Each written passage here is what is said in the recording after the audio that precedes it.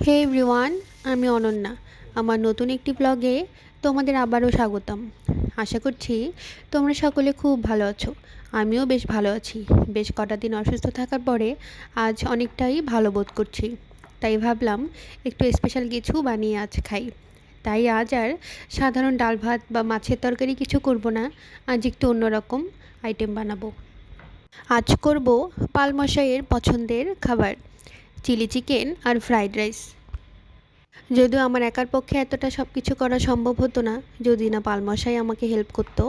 যাই হোক, তারপরে অনেকটাই একা একা করেছি, আর পালমশাইও সাহায্য করেছে রান্নার সময়। কাটাকুটিতে সে খুব একটা এক্সপার্ট না, তাই আমি কাটাকুটিগুলো করে নিলাম, আর রান্নার সময় সে পাশে থেকে আজ হেল্প করবে। তো চলো প্রথমে ফ্রাইড রাইসের জন্য কিছু সবজি কেটে নিই। এখানে আমি বেশ কয়েক রকমের সবজি কেটে নিয়েছি। একদম শুরুতেই একটা ব্রোকলির একটা ছোট ফুল ছোট ছোট করে কেটে নিলাম। এরপরে ফুলকপিটাকেও হাত দিয়ে ছাড়িয়ে নিলাম। আমি চেষ্টা করি ফ্রাইড রাইসে সবসময় সবজিগুলোকে একদম ছোট করে দিতে, এতে না সিদ্ধও যেমন ভালো হয়, ভাজাটাও তেমনি ভালো হয়, আর খেতেও না আমার কাছে দুর্দান্ত লাগে। যাই হোক, এরপরে গাজরও ছোট ছোট কিউব করে কেটে নিলাম, আর সব শেষে ক্যাপসিকামটাও একটু বড় বড় সাইজ করে কেটে নিলাম। এবার একটা পেঁয়াজ কেটে নেব। ও আচ্ছা, এই পেঁয়াজটা না আমি চিলি চিকেনের জন্য কেটে নিচ্ছিলাম।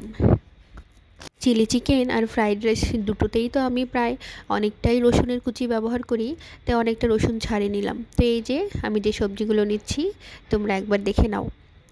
এরপরে আমি রসুনগুলোকে একটু ছোট ছোট করে একদম কুচি করে নিলাম, আর পাশাপাশি কিছুটা ক্যাপসিকাম এক্সট্রা পড়েছিল, ভাবলাম সেটা রেখে কি করব, সেটাও দিয়ে দিই। এরপরে পেঁয়াজগুলোকে একটু বড় বড় করে এভাবে কেটে নিলাম। এই বড় করে কেটে রাখা পেঁয়াজ আর ক্যাপসিকামগুলো যাবে চিলি চিকেনে, আর রসুন আর পেঁয়াজ কুচিটা চিলি চিকেন আর ফ্রাইড রাইস দুটোতেই ব্যবহার করব। এরপর একটা পাত্রে বেশ কিছুটা বোনলেস চিকেন নিয়ে সেটাতে একে একে লবণ, গোলমরিচের গুঁড়ো, মরিচের গুঁড়ো, কর্নফ্লাওয়ার আর একটা ডিম ভেঙে দিয়েছিলাম। আসলে কাঁচা ডিম আমার না মাখতে খুব একটা ভালো লাগে না হাত দিয়ে, তাই এই কাজটা পালমশাইকে দিয়েই করে নিলাম। আসলে সুযোগের সদ্ব্যবহার তো না করলেই না। আর পাশাপাশি চিলি চিকেনের জন্য একটা সস রেডি করে নিই। সস রেডি করার জন্য এখানে আমি 2 রকমের সস ব্যবহার করেছি। এখানে আমি ব্যবহার করেছি টমেটো সস আর সয়া সস। অনেকে এখানে চিলি সসও ব্যবহার করে, কিন্তু আমি সেটা করি না। আমার কাছে সবসময় এই দুটো সস অ্যাভেলেবেল থাকে, তাই আমি এই দুটো দিয়েই কাজ সেরে নিই। আর খেতে কিন্তু খুব একটা খারাপ হয় না, আমার কাছে তো দুর্দান্ত লাগে। যাই হোক, এরপর চিকেনগুলো ম্যারিনেট করে প্রায় 30 মিনিটসের মতো রেখে দিয়েছিলাম। এরপর চলে এলাম রান্নাঘরে। এসে সেই চিকেনগুলোকে ভালো মতো একটু ভেজে নিলাম। চিকেনগুলো ভাজা হয়ে এলেই এবার আগে থেকেই কুচি করে রাখা রসুন, আদা আর পেঁয়াজ আর কিছুটা পরিমাণে কাঁচা লঙ্কা দিয়ে সুন্দর করে ভেজে নেব।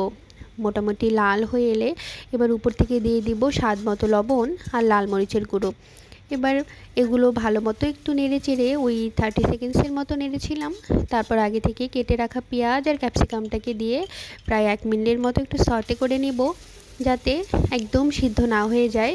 এরপর আগে থেকে তৈরি করে রাখা সেই সসটাকে এগুলোর মধ্যে দিয়ে দিব। দিয়ে প্রায় 1 মিনিটের মতো নেড়ে চেড়ে একটু কষিয়ে নিয়ে দিয়ে দেবো জল। জলটা না দিলে না এই ক্যাপসিকামটা আর পেঁয়াজটা ঠিক মতো সিদ্ধ হবে না। যাই হোক, জলটা দিয়ে কিছুক্ষণ নেড়ে চেড়ে একটু কষিয়ে নিলাম। যখন গ্রেভিটা ফুটে এলো ঠিক সেই মুহূর্তে দিয়ে দিব আগে থেকে ভেজে রাখা চিকেনগুলো।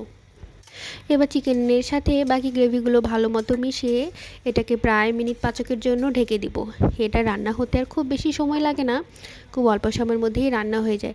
যাই হোক, শেষে একটু কর্নফ্লাওয়ার গুলে দিয়েছিলাম, আর পরিমাপ মতো একটু চিনি দিয়েছিলাম স্বাদের জন্য। তো হয়ে গেল আমার চিলি চিকেন। এরপর চলো ফ্রাইড রাইসটা করি।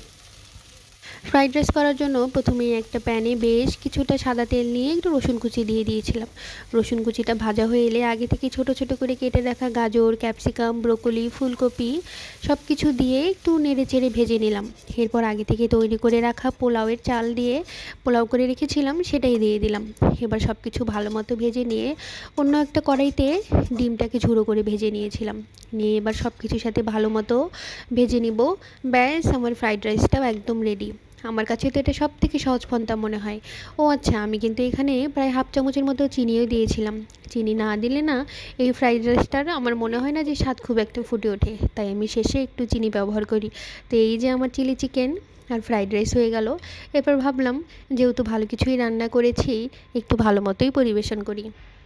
এই তো এরপর আমি ফ্রাইড রাইসটাকে একটা বাটিতে করে দিয়ে পাশে চিলি চিকেন আর সালাদ দিয়ে দিয়েছিলাম। এই ছিল আজকের আমার ব্লগ। তোমাদের কেমন লাগলো অবশ্যই জানিও। তোমরাও ভালো থেকো, সুস্থ থেকো। তোমাদের সাথে আবারও একটি নতুন ব্লগ নিয়ে দেখা হবে, কথা হবে, অনেক গল্প হবে।